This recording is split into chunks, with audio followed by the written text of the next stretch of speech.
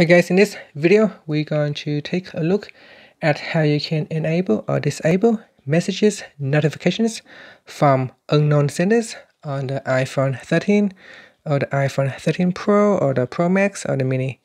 Okay, so first let's go back to your home screen by swiping up at the bottom of the screen. And on the home screen, tap on Settings. In Settings, you want to go down and tap on Messages. Next, tap on Notifications, and then go down and tap on Customize Notifications. Okay, in here you want to go to the Allow Notifications section and tap on Unknown Senders. Tap on this switch to turn it off. Tap on the switch to turn it on.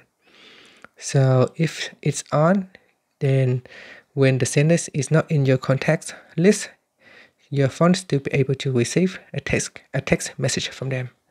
And that's it. Finally, you can swipe up to go back to your home screen. Thank you for watching this video.